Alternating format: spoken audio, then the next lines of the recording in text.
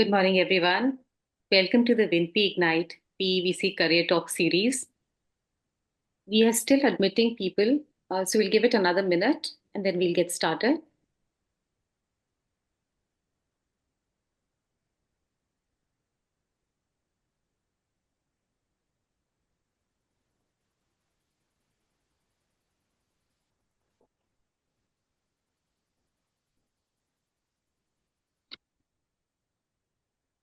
A message to those participants whose Zoom name is not on our list of registered participants. Please either update your Zoom ID to match the one you've used for registration, or in case you've registered, please use the link in the chat box to do so. We are ready to start. For those of you who don't know us, Winpe is a pioneering platform driving gender diversity in the investing ecosystem by increasing women's participation as investors, capital allocators, and recipients of investment capital. We work closely with PEVC firms in helping them shape and execute on DI strategies, including hiring more women across roles and levels. When we launched in 2020, and we heard a member PEVC firm saying, "We want to hire women, but we can't find them," we were skeptical because we thought there are enough women keen on PEVC careers. In the last more than 5 years, Winpe has undertaken a number of initiatives aimed at supporting PEVC aspirants, including job bulletins, AMAs with industry leaders, boot camps with recruiters, and career fairs. Through these initiatives, we've also come to realize that the talent pipeline of women for PEVC is much thinner than we would like for various reasons. Ignite by Winpe is a platform designed to support the female talent pipeline in the PEVC industry. Ignite offers online career sessions, masterclasses, job vacancy information, and a profile bank of women interested in PEVC roles, accessible to Winpe member firms in an anonymized format. So when PEVC firms hire, they can access a profile repository for candidates. The profile bank is open to women at all levels, including those already in PEVC. And as I said before, we hide candidate and firm names in the database, and that is shared with hiring firms. We are sharing the form link. Please add yourself to the Ignite repository. You'll see that in the chat box. Please join the Winpe Career Network WhatsApp group that will keep you updated on our sessions and with information on job openings, which we keep posting there. I'm sharing the group link on the chat box. Before we move on to today, a reminder that if we do not find your name in the registration list, we will have no choice but to remove you from the session. So please either update your display name or fill out the registration form. Link is in the chat. Moving on to today, our topic for today is Charting Your Course, Lessons from Women Who've Redefined Success in PEVC. Introducing our speakers, Ankita Balotia, Vice President, Investment Team at Fireside Ventures, Charu Gulati, CHRO, Everstone Group India, Himangi Desai, Director for Venture Debt Instruments, Trifecta Capital, Krunali Shah Pinjani, Investor at A91 Partners, Nishtha Kohli, Senior Vice President at Warburg Pincus, Parita Ashar, CFA, Principal OIJIF, Pooja Parmar, Principal Equanimity Investments, Prachi Marwah, Senior Vice President, ChrysCapital, Sanjana Tulsiani, Senior Vice President, Investments at Iron Pillar, Sarika Saxena, Managing Partner, IAN Alpha Fund, Shweta Latta, Senior Vice President and Head of Compliance and Secretarial, Multiples Private Equity Group, Snigdha Jain, Executive Vice President, Assertis Credit. We will now be moving into our four breakout rooms, each featuring three expert speakers. For the private equity room, where we'll have Prachi, Nishtha, and Parita. Early growth, late VC, here we will have Krunali, Mangi, and Sanjana. Early stage VC with Pooja, Ankita, and Sarika. Operating roles with Charu, Snigdha, and Shweta. Please join your respective breakout rooms to gain valuable insights into private equity and venture capital from our distinguished speakers. Feel free to explore. You can move between breakout rooms during the session to listen in on the different discussions and gain insights from all of our speakers. Some housekeeping notes before we begin. This session is being recorded and an edited version of the recording will be made available for future reference. You can type your breakout room's topic-related questions anytime during the breakout session in the chat box. For any general questions, please post them in the main session and we will pick them up at the end of the session.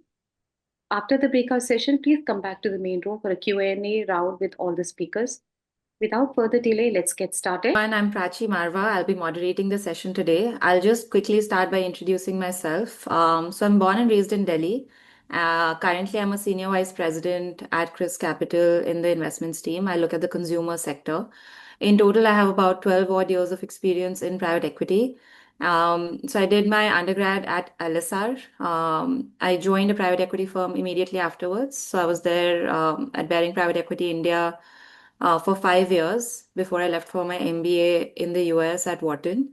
I spent 2 years there. I interned at a consumer facing startup because since I started my career in private equity, I didn't see much merit in doing a 2 month summer program at a private equity firm. So this is a company called Rent the Runway, New York.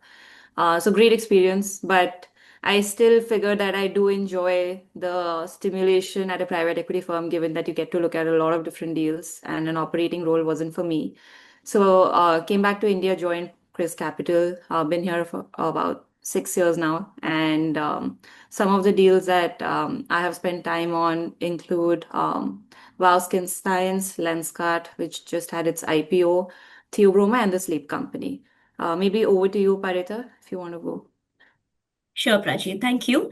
Good morning, everyone. I am Parita Ashar. I am a principal in the investments team with a mid-market growth private equity fund called Oman India Joint Investment Fund. We are a joint venture platform between the Sovereign Wealth Fund of Oman and State Bank of India. I manage most of our investments on the financial services side and a couple on the consumer side. I've been with the fund for about 8 years now and have grown from being an associate when I joined in 2017 to a principal now. I have a full cycle experience from sourcing to monitoring to exits, including IPOs and secondary exits. I also have started working on the fundraising side. All of this is pretty new to me, but very interesting. Before OIJIF, I was with Ambit Capital doing equity research for another 7 years. I am born and brought up in Bombay, so I know very little about the rest of the world.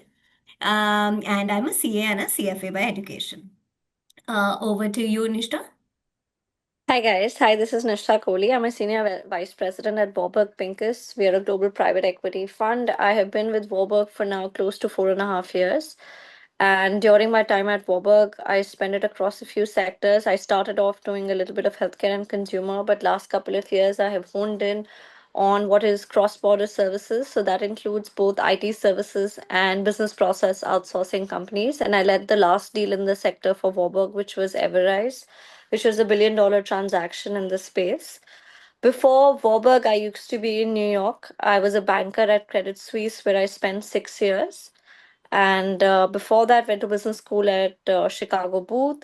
And pre-business school, I spent a few years at L'Oreal as a part of the internal strategy team. I am originally from Lucknow, and I have two kids. I have a 6-year-old boy and I have an 8-year-old boy. Great. Thanks so much, Parita and Nishtha. Maybe, we kick it off with the first set of questions. And, I think the first question that I'd like to pose to both of you is, right, how did you find yourself in private equity and what were some of the defining moments that, led to your move to private equity? Thanks, Prachi. Maybe I'll start. So I think post business school, which seems a little more than a decade ago, it was actually I went to business school very early in my career because I started off. I went to business school when I was 23.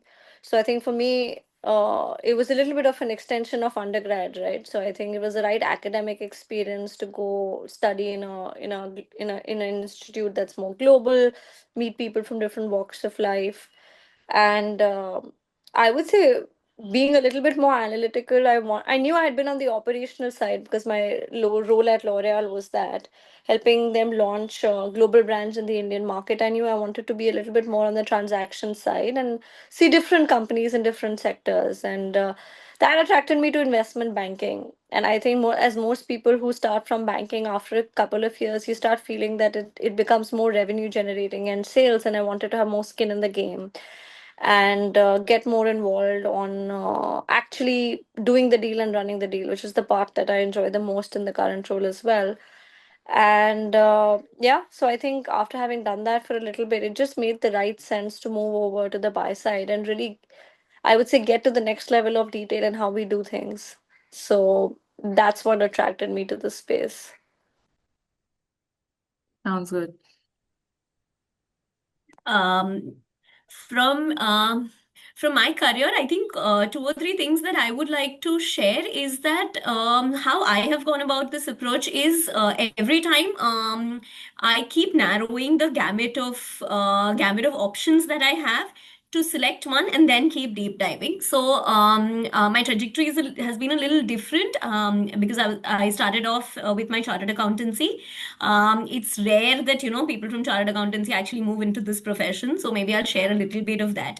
When I was studying for my CA, of course there are a lot of options in terms of subjects: audit, taxation, finance. I got very attracted to finance, so then I narrowed down into doing my CFA.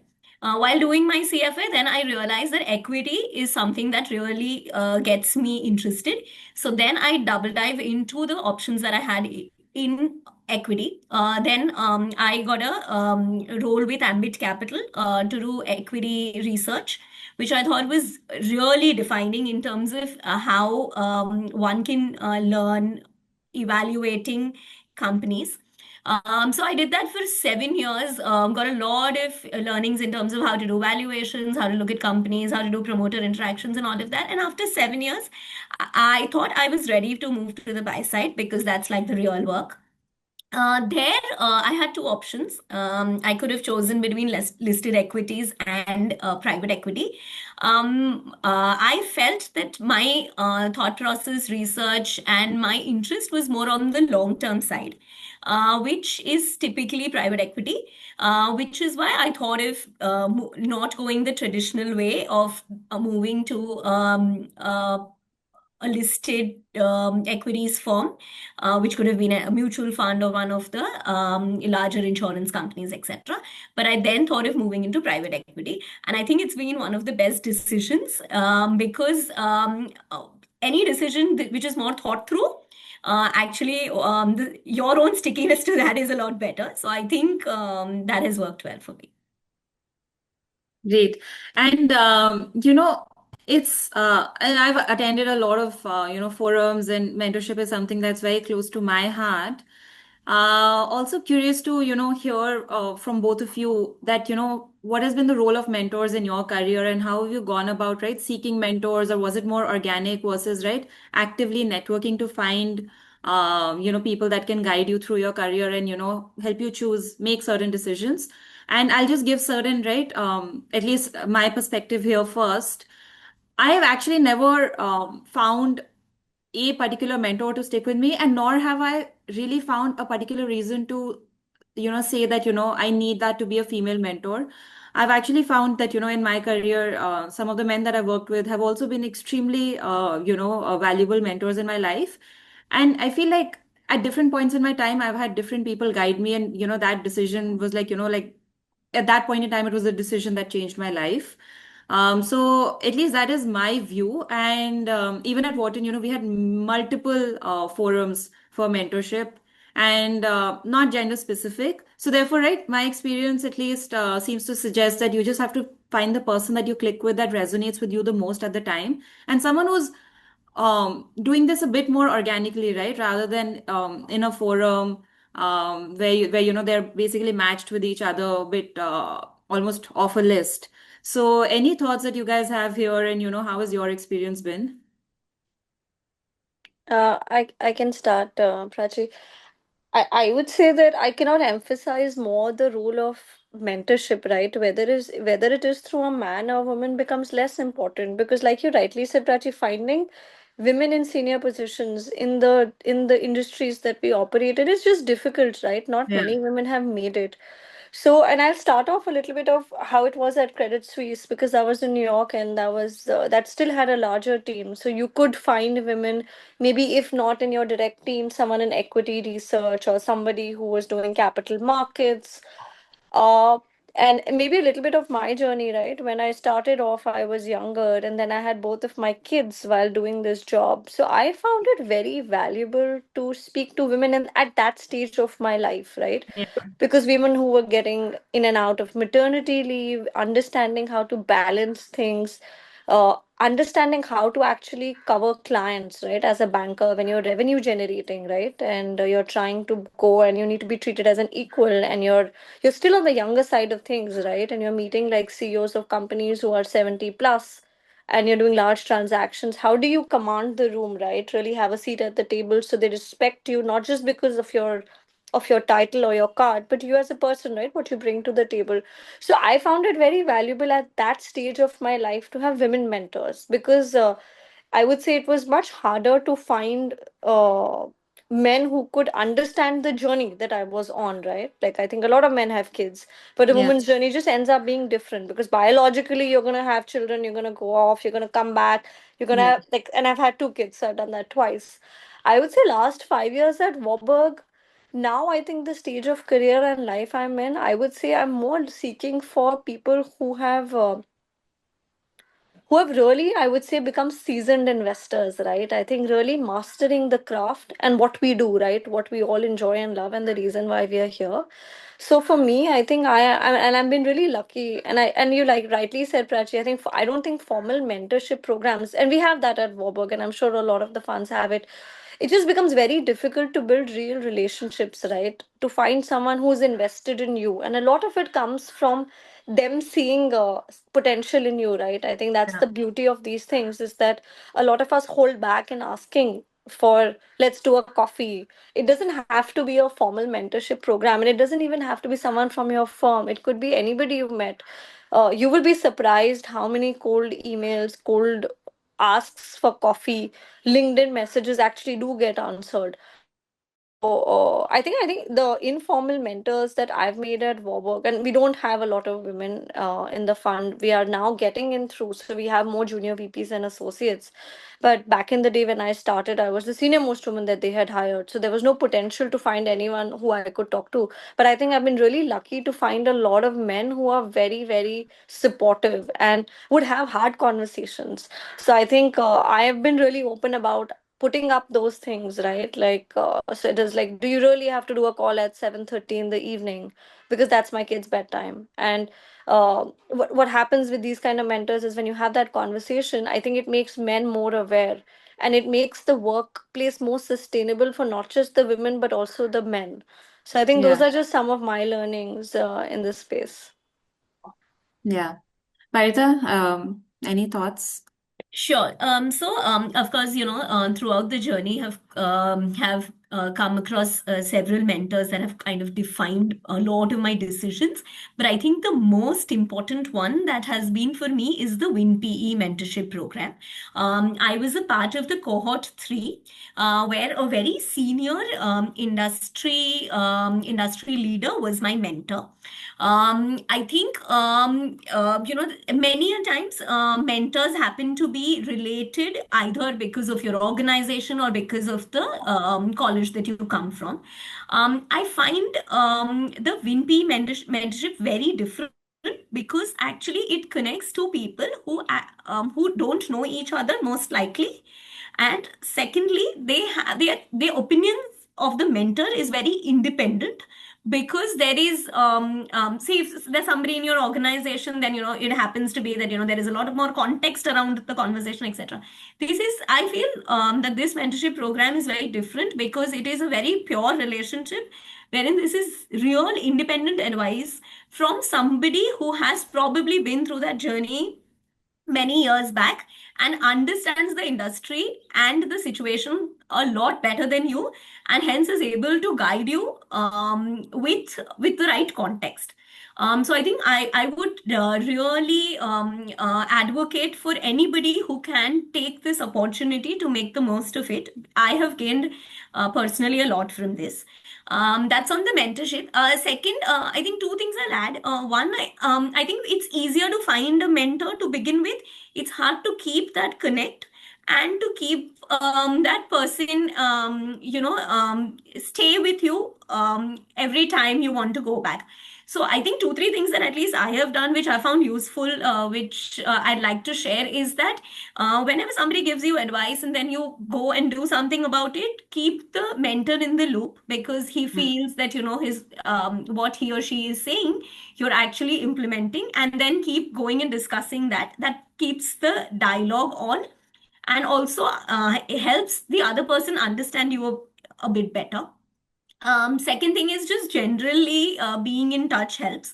Many a times, given all of us, everybody has busy schedules. It happens that you only go to your mentor when you really need the mentor, and when you don't need advice, you happen to not reach out. So I think just being in touch helps. And just one more point I'd like to add is beyond mentors. I think within the firm, I really advocate for having allies.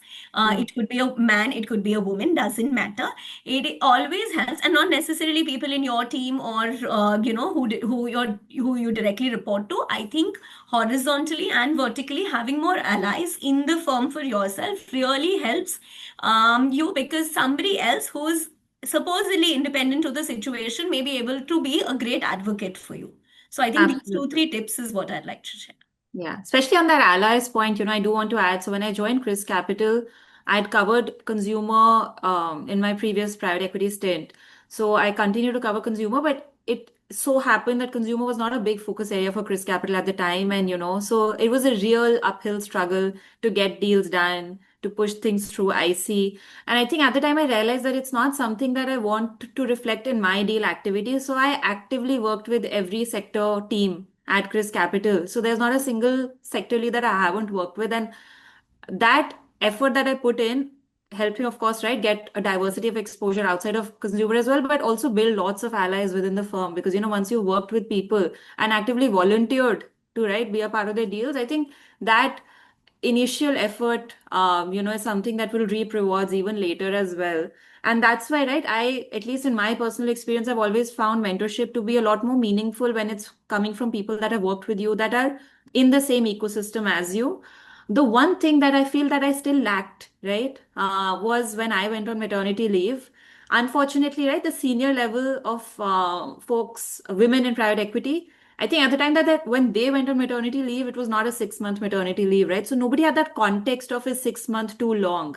Till I hadn't given birth, 6 months felt long even to me, right? When I used to think about how I'll step back from my career for 6 months, it felt unimaginable, to the point where even at work, I did say I'll come back in 3 to 4 months, although nobody asked me. I don't know why I felt the need to say it. But of course, once I gave birth, like physically itself, I hadn't recovered even in 3 months. So 6 months is what you need. But I think at that point in time, I was extremely nervous. That was the one point in my career where I felt like I didn't have the right guidance, because the few people that I did know that had given birth actually hadn't taken the full 6 months. So I think that is something that, we as women need to be a bit more vocal and a bit Yeah. more, like, draw a very clear boundary that this is something that we do need. I think And that's absolutely right, Prachi. And one of the things that I've realized is that in especially organizations where there are not a lot of women who have set the path, the onus becomes on all of us, right, to shape the narrative, to ask for things. I think a lot of us, what is the worst case, right? We think that, oh my God, I'm gonna ask for something which a man would not. But in yeah. reality, I think it's very important to make this journey sustainable. And how do you create longevity, right? The way you create longevity for yourself and others who are following your footsteps is to make it a more balanced workplace. And I think whether it is about maternity or about fertility, and this is a lot of what I'm doing at Warburg, because I'm leading the efforts on women as well. But like really talking about fertility benefits, maternity benefits, like how do you snap in and out, how do you take, even if it's not your own journey, right, taking care of a loved one, if you actually have to step away for a little bit.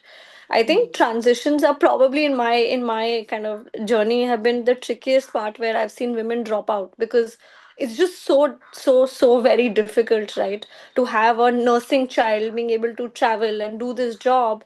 But I think it becomes incredibly important to just have conversations. Whether it is, to your point, finding allies is great, but even if it is someone, talk to one person in the company that you're in if you're struggling. Because if you don't, at some point you'll take a very, like, a hasty decision and step away, be like, you know what, this is too much, which is why a lot of women step back.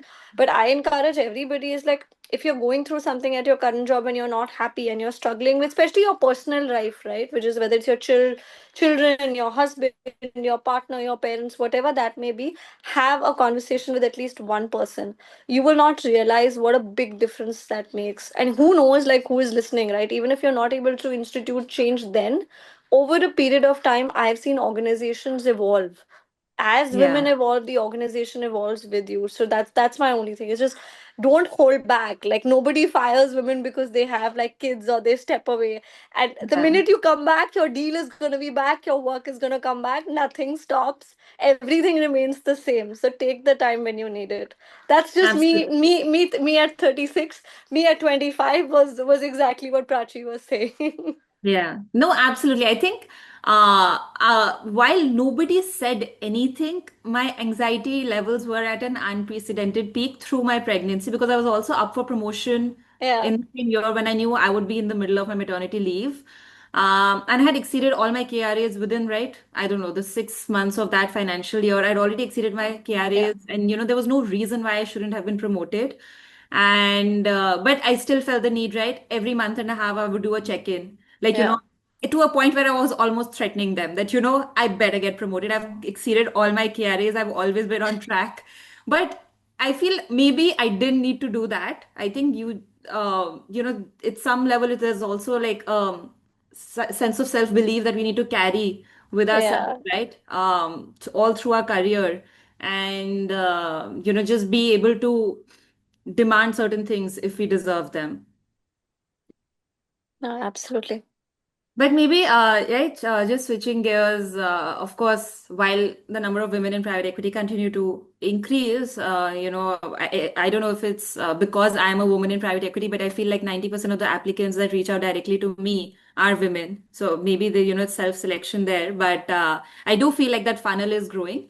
But I started my career at the age of 20 in private equity, and I think they'd never hired anybody as young. They'd never hired pre-MB analysts. So the next senior person would be like somebody in their 30s, so at least I always felt at least in the initial months, right, bit like a fish out of water. This was brand new territory, first job itself, but it was very, very active mentorship, from people that I was working with, where I started to build that confidence. And even small things like the fact that they would refer to me as a colleague, not by my Yeah. title, not the fact that I'm a junior in the team. It was always like, this is my colleague Prachi, which was great.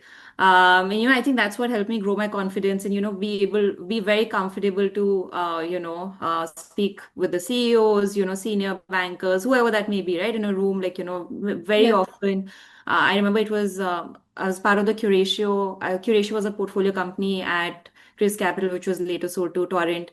Very, very old school promoters, right, in their 70s, being bought by Torrent, another old school company. It was a boardroom full of bankers and people on both sides, room of I think 30 people. I was the only woman, so and this was not too long ago. This was maybe 2 3 years ago. So I feel like we'll continue to be in those situations, but how do you build that confidence, assert influence? Any examples or thoughts there?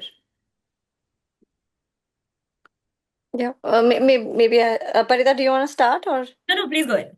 no? So I'll give you a few examples, Prachi, and this is a journey, right? I think everyone goes through evolution here. And I break this into two parts, right? There is an age thing when you're younger, and there is a sex thing, which is that you're a woman. So and I think when most of us start, we have both of them, which are just a little bit. And I wouldn't, and I say a lot of people, especially traditional organizations that have not seen women in leadership positions, it comes from a place of not knowing better, right? It's not that anyone purposely is trying to cut you or not give you a place or not not respect what you're saying. They're just not they're not familiar with the situation. So there is a bit of awkwardness and discomfort that comes from not having been in this situation before, which happens a lot, right? You're going to be the only woman in, like, and I sit on I'm active on two boards, right? So you're like the only woman, and like there are like 12 men or 15 men, and you're sitting at those tables. So it is the first time it happens, it's uncomfortable because they also don't know what to say, right? They also don't know how to address you. They're also figuring out. There are two things that work. First is nothing beats merit. If you know your work and you speak your mind, people respect you for who you are. So I would always say that if you have something to say, please say it. And literally have a seat at that table. And my ex boss used to say, and I say to all the women, don't be the wallflower in the room. Speak your mind. It matters. And by virtue of you being a woman, people will always remember you because you're the only one in the room. So I could be, and I say once again, like my US example, there could be three marks or five toms or whatever. You're the only Prachi, you're the only Parita, you're the only Khyati in the room. Nobody will forget what you said. So use that opportunity and use the time well, and be and do your work. Like nothing goes right. If you're someone who adds value, people want, whether it is men or women who add value on their team, on their company, on their deal. So my biggest thing with I would say more hierarchical organizations is really let my work speak, and making them understand that what I add or what I bring to the table is of value. I think that works beautifully. It takes a bit longer. It might take you 6 months, 12 months with a portfolio company or a senior team. But once you cross that threshold where they respect you as an investor, there is no going back, right? Then it's like what you say is as important. The second thing, which is softer, and I think women do a better job out of that than men, is making relationships with those people as individuals. Extremely important, right? If they know you as where you come from, who you are, how pedigreed you are, right? What you have done, your achievements, your struggles, what you do, that personal relationship breaks the ceiling. It eases them to have more open conversations with you. So a lot of times what I do is, before I go into a board meeting, and I had one this week in New York, I will spend one morning with breakfast with the CEO. I'll do the same thing with the CFO. I'll do the same thing with the head of HR. I will do these one-on-ones, 30 minutes one-on-one, just understand, and no work talk in that time. Make a personal relationship, because once they understand and they like you as a person, you're in. You get the ability to drive change. So I would say both of those things have to work in combination for you to get over that issue. But that's more, I would say, age. I would say if you're working in an organization or working with people who are pure sexists and be like, oh, I'm not going to, I've not come across that. I would say for most people it's discomfort. But if you really come across someone who's like, oh, just because she's a woman, I'm not going to talk to her, then you better be that woman and prove your worth. And you just hold yourself. You can't change the other person's behavior, but you got to believe in your skin and believe that you deserve to be here. I think like imposter syndrome is something all of us struggle with. It is your biggest enemy. Like fake it till you make it, but believe in yourself, because nothing is going to take you down than your own low self-esteem. That's the only thing I would say. Yeah. So well said, Nishta. I agree with everything you've said, and you've put it across also very well. I think the biggest thing that we all struggle with is thinking that I'm the only one in the room. Why differentiate ourselves, right? And actually, what you said is very true. It most likely works to our advantage, and we exactly know what we bring to the table, where which 10 men cannot bring on the table. And I think it's on to us to play on our strengths. Men play by their strengths all the time, and it's really time that we also play by our strengths. So I fully agree with you that we should try and make points which we know that nobody else will be able to do. And actually, when people see a different perspective, they really value it, as long as people in that room are objective about things. Then I think that really makes a difference. So I think I'll agree with everything Nishta said, and not add more. She said it very well. Perfect. And I think the other thing that and I think one of you raised that earlier, right? That how do we build longevity in our career, and what are some of the practices or habits that have helped you guys just see that longevity in your career, right? Because that's the other thing that as women, once there are kids, etc., how does one build that comfort or confidence that this is something that we can do long term, maintain that level of energy and resilience, right? Given the long hours and, just even the demanding travel that, is there often in our careers. Any perspectives there?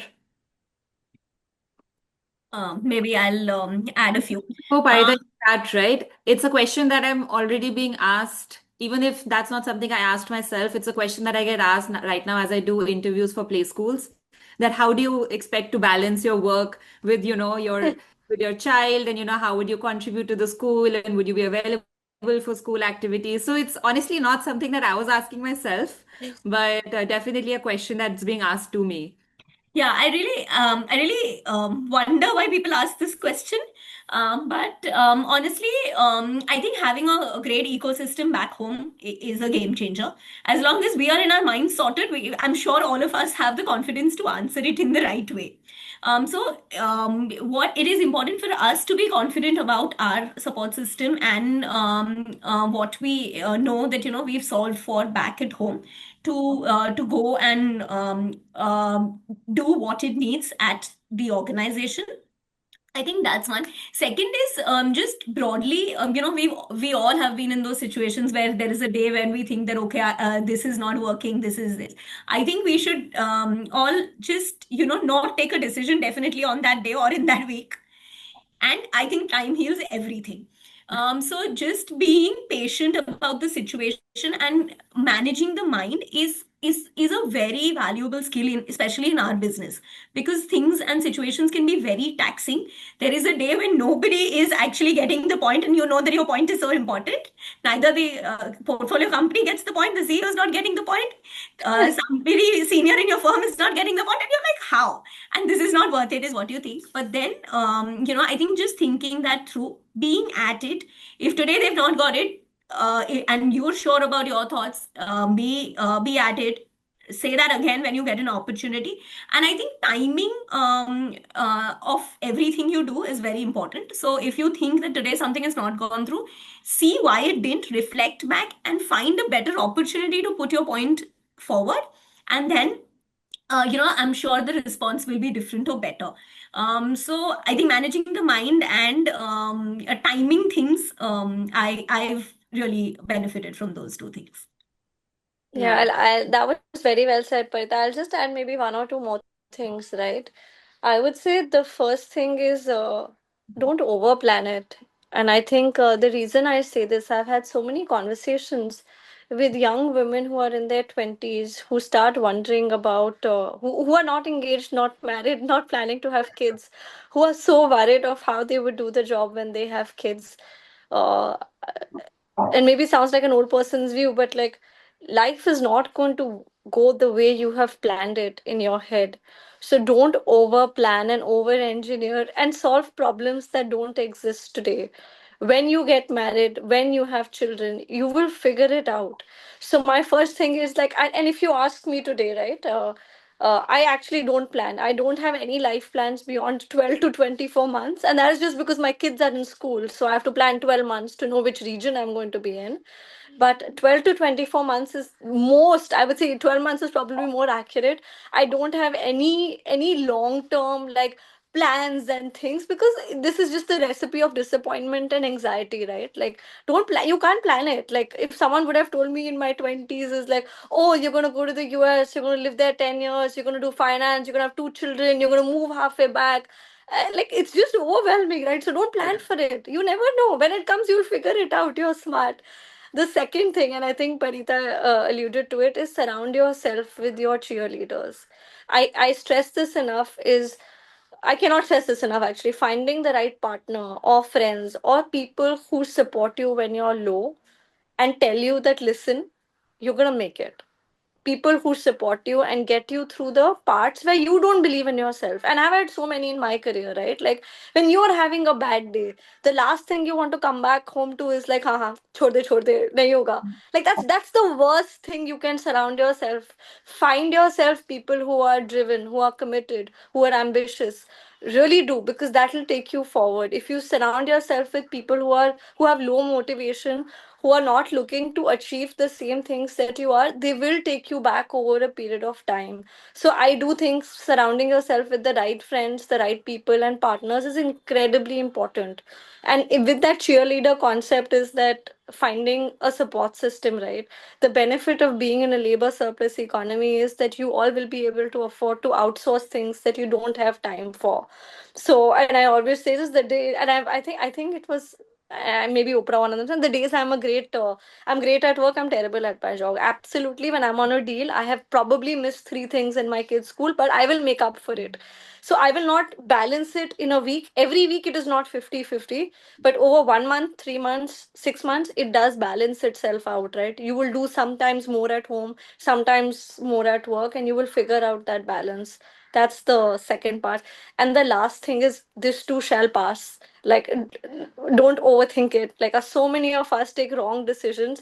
If you're in the middle of taking that wrong decision, take a step back and say, 6 months, 12 months, 2 years down the line, will I still be happy with that decision? Ask yourself that question every day for at least 30 to 60 days before you make that decision. If that answer is still yes, be my guest. But I have met so many women. I met one last week who said the same thing. I was having a really hard phase. I left and then I regretted it because I would look back and I would go to other people's LinkedIn's and be like, oh my God, she made it, he made it. I was right there and I stepped back. So think about it.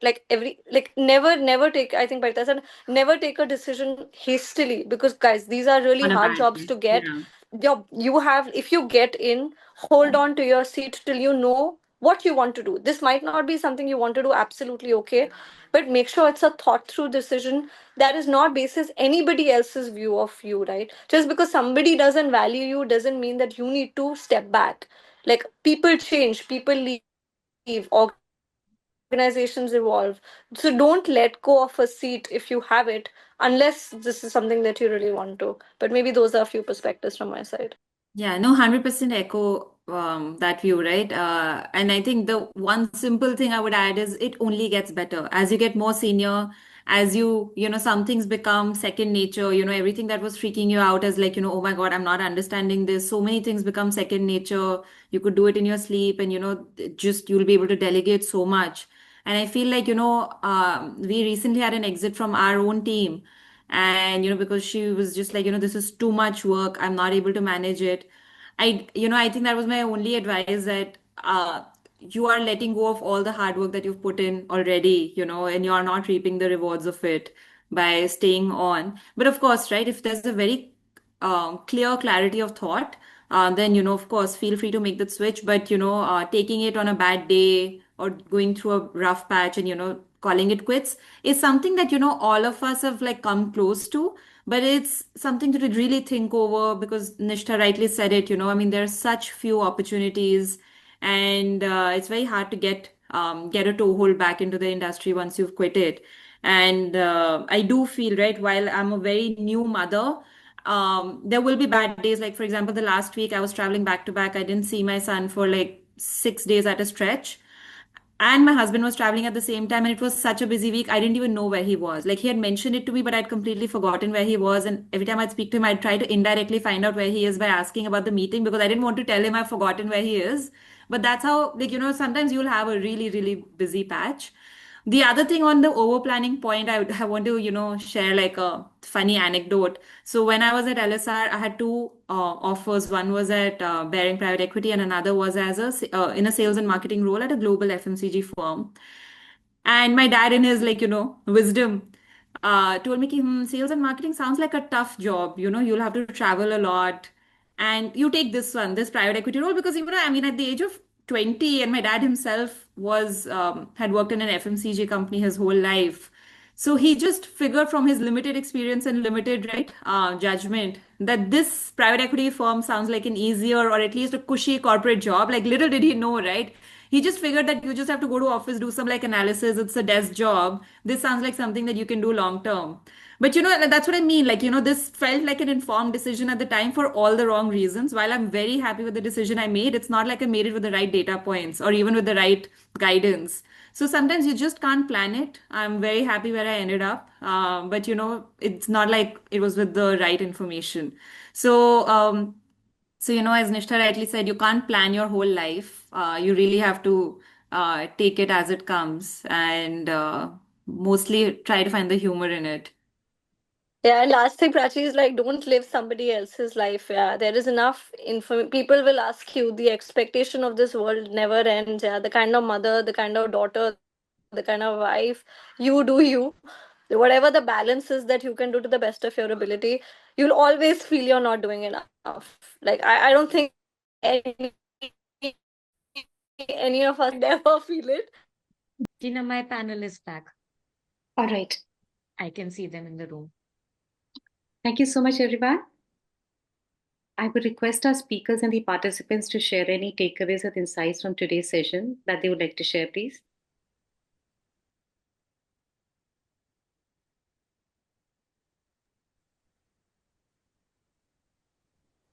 I think one of the key things what I realized in my session is definitely that we really underplay the role of having a mentor. In the US, it's really structured that you get a sponsor, you get a mentor, you get a coach, and that's how your career progresses within the company. Whereas in India, at least the women in the workforce, we are still waiting for somebody to come and help and show us that invisible hand rather than asking for it. And that was majority of the questions which were there in my panel as to, how do you go out, ask for help? How do you find the like-minded people who can, irrespective of having any direct connection, they can help you out. And I mentioned to them that, there are many more folks out there who have been through the journey and looking to help the next generation.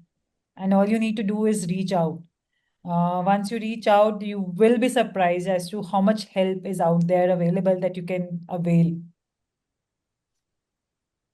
I can go next, Tina. I think one of the highlight question and remark on which we spent a lot of time was networking.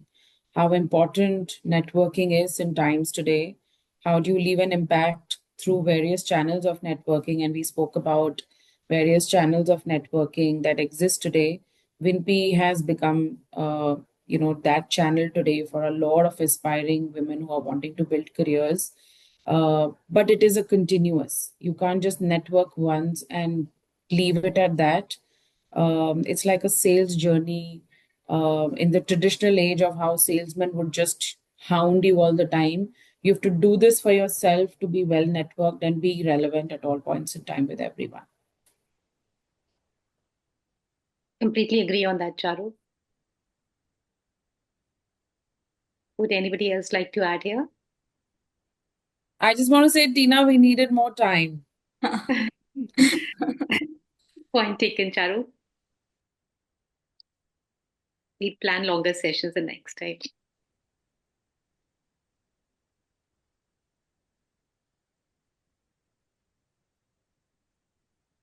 Tina, in our session, actually we were doing a short Q&A, and we had to come back to this room. So maybe we could do we could take one or two questions from the participants. Sure, please. If we have 2-3 minutes.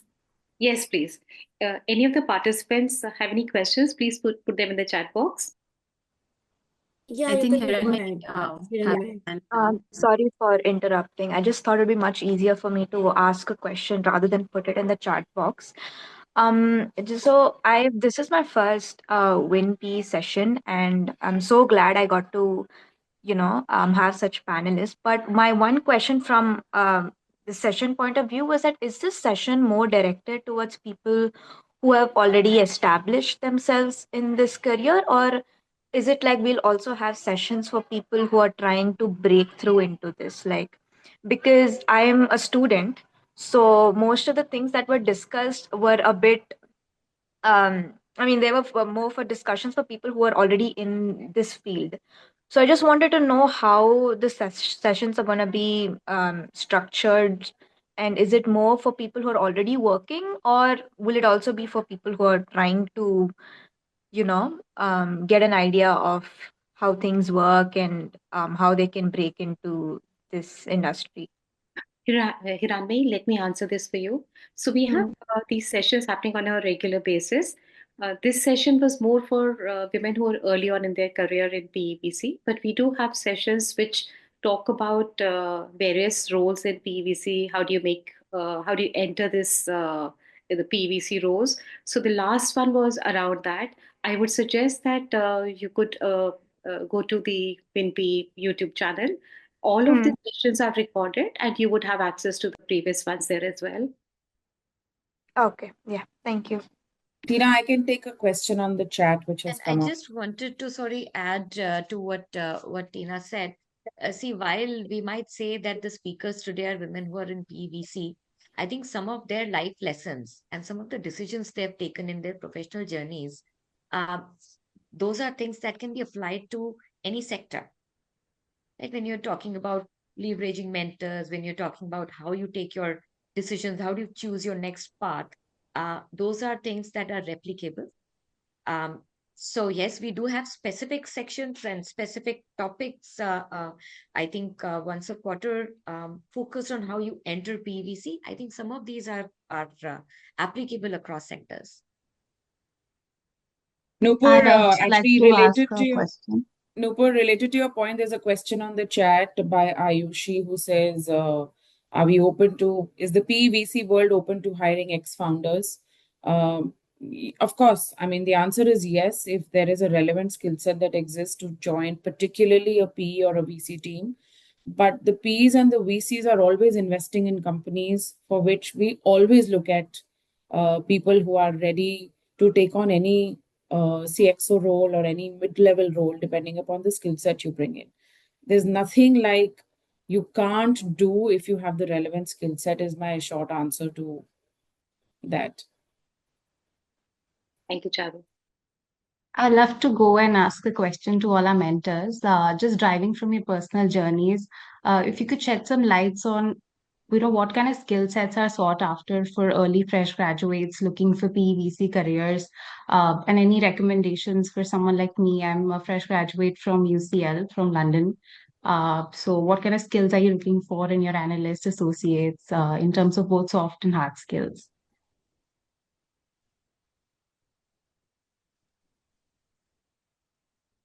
Maybe Kathy, I'll start and maybe others can add as well, right? I think a couple of things that I usually look for when we're looking at candidates, I would say is first is intellectual curiosity. And that goes a long way, right? Like really being curious about wanting to do this job. And that you can illustrate your curiosity in a few ways, right? And some of it goes into more preparedness, right? uh, you should be aware of what is happening in the industry. Like I think like it seems like a very basic thing, but like at least like if you're trying to get into PA and VC, like read the papers, see what's happening, who is doing what. Like I think that shows to me a lot of intent, right? That someone who's really curious. Second is being prepared for the interview, and it seems more other motherhood and apple pie, but really, like, first of all, like a lot of you will have technical interviews. And I think lack of preparedness, like understanding how to build a model, things which are very basic that people will expect, at least on the private equity side. Maybe VC is different. I think preparedness on the technical aspect extremely important, and that is easily done. That is like 1 month of work that if you're looking at interviewing in this industry, you should go ahead and do it. The second thing I would say is prepared about the interview and the person that you are speaking with. So I think it is not like a one size fits all, right? Every fund has a different philosophy, different sector exposure, different kind of people that they hire. So I think doing your homework on the fund extremely important. And I would say last thing is try to speak to people in the industry before you apply. I think, and I said that in my panel as well, like LinkedIn is your source. If you're not connected to people, finding a warm connect and trying to just have a chat before you actually sit across the table for an interview, extremely important, right? Because you can ask some of your basic questions, get to understand them better before it is time to interview. So don't wait till when a recruiter reaches out that now the process is starting.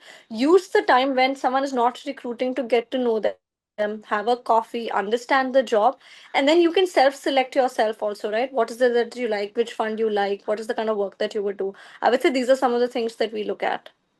I can probably add from an early VC's perspective, because the skill set that may be required are perhaps 50% similar, but at an early stage, one of the key skill that we really value in somebody's, in addition to curiosity, having a network, because the deals are happening at such a lightning pace.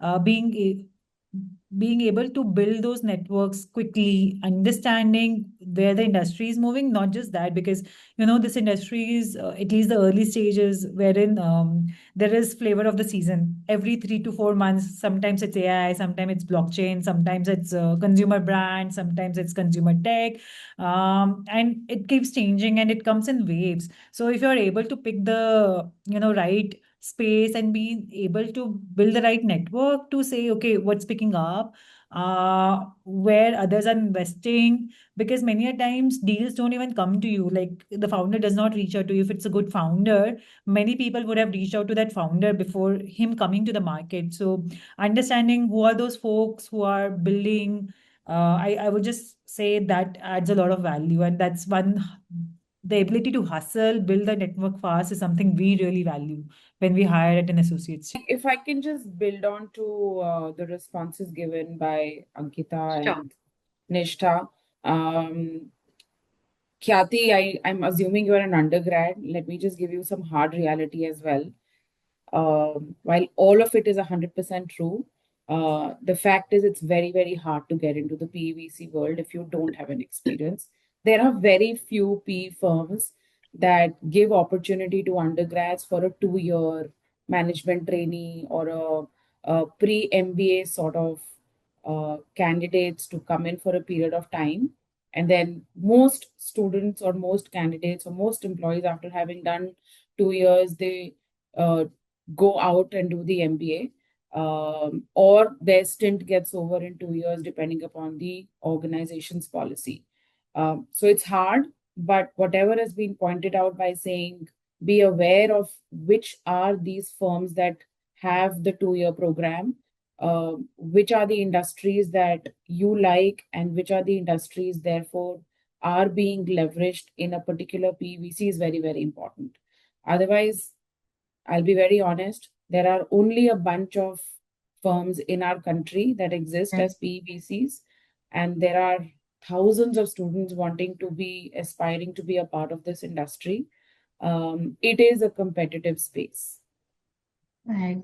Thank you so much, Aru. Actually, I did my master's from UCL, and I had an opportunity to work with Pooja Parmar, who's also part of our mentors group today. I was a pre-MBA analyst at Equanimity back then with 2 years of experience. I'm so glad to see her here. And now I'm actually making a transition from PE to VC. So if the panel is still open, any comments, any recommendations in making this transition from an early stage to a hardcore private equity late stage deals? Then it's just about getting an opportunity, Kathy. I think you have the right elements really. It's really about which sector are you interested in, and figure out which PVC is doing those sort of sector investments and reach out to them. It's also about timing, because you would understand that these teams are very, very lean across the PVC firms. Most of our firms are like 10, 15, 20 people at max. Attrition is very, very low at the analyst associate level because they are rotating amongst ourselves only. So you just have to find the right timing. Got it. Thank you so much, Aru. Thank you. Yeah, I strongly recommend Khyati for all the PE folks listening. Thank you so much, Pooja. Thank you so much. I think we'll move ahead. We don't see more questions in the chat box, and I'm sure people have a lot of things and people don't want to end the conversation, but we have a paucity of time. Thank you, everyone, for joining us. We hope you found the session useful. Thank you to our speakers for such an insightful session on various topics. I'm launching a quick poll now. Please take a moment to vote when it appears on your screen. Please select your answer and click submit. All right. Before we wrap up, I'm excited to share that registrations for Winpe's Leadership and Summit Awards 2026 is now open. This is India's foremost forum for leaders shaping the future of private equity, venture capital, and entrepreneurship. bringing together investors, founders, and industry leaders for thought leadership, recognition, and meaningful connections. Over our last three editions, we've had more than 1,300 attendees and close to 300 firms come and learn from 160 industry stalwarts. You can find all the details and register through the link that we just shared in the chat. We have multiple discount options, especially for women who participated in Winpe events. So please don't hesitate to write to us directly at info@winpeforum.com and we'll make sure to assist you. We'd love to see many of you join us at WLSA 2026. It's shaping up to be an incredible event. These Winpe Ignite online sessions are available on YouTube. For those of you who've missed the previous session, you can catch them up on YouTube. We've shared the link in the chat box below. Do join the Winpe Ignite WhatsApp group to keep yourself updated on more such sessions, job openings, and masterclasses. And do join our database that we share with our member firms to support their hiring processes. We've already shared the link to join the group in the chat box. And lastly, don't forget to share your key takeaways of this session over social media with the hashtag Winpe, hashtag Winpe Ignite, and don't forget to tag Winpe. See you everyone at our next talk coming up soon. Thank you so much.